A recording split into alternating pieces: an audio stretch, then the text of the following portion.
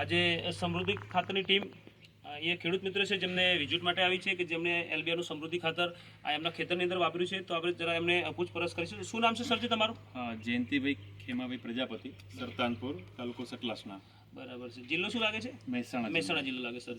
Okay સરજી, તો તમે આ પહેલાં તો એલબીઆર વિશે મતલબ ઘણા વિડીયો ફોટો જોયેલા અને આપણે જે ડાયરેક્ટલી ફેસ ટુ ફેસ મુલાકાત નહીં થયેલી, તો સોશિયલ મીડિયાના માધ્યમથી આપણે મતલબ કોન્ટેક્ટ થયેલો અને તમે અમારું આ સ્પેશિયલ સમૃદ્ધિ ખાતર અહીંયા મંગાવેલું અને તમે તમારા મગફળીના પાકની અંદર વાપરેલું સર.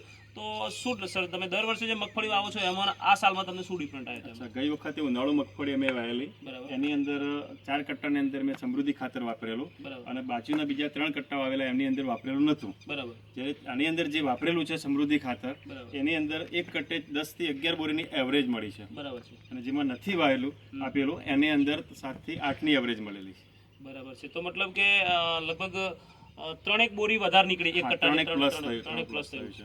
બરાબર. સરજી, તો બીજા ખેડૂત મિત્રો હોય જે મગફળીનું વાવેતર કરતા હોય તો એમને તમારો શું મેસેજ છે સર? અચ્છા, એટલે એ લોકોને હું તો એવું જ કહું છું કે દર વર્ષે આનો યુઝ કરવો જ જોઈએ. બરાબર. કોઈ પણ પાકને એવું નથી કે તું મગફળી માટે, પણ કોઈ પણ પાકની અંદર પણ આનો યુઝ કરો તો વધુ સારું રહેશે. ઓકે સરજી. અને બીજું કે તમે ઓર્ગોનિક કરો છો, તો ઓર્ગોનિકની અંદર મતલબ આમાં તમે નાખ્યું છે, તો ઓર્ગોનિક વિશે તમારું શું કહેવું છે આ ખાતર માટે? હા, આ ખાતર માટે ઓર્ગેનિક માટે ફર્સ્ટ નંબર આવે છે કે મેં બીજા ઓર્ગેનિક યુઝ કરી ચૂકેલો છું, અગાઉ પણ કરી ચૂકેલો છું, પણ એના બધા કરતાં ફર્સ્ટ રિઝલ્ટ મને આની અંદર સારું મળેલું છે.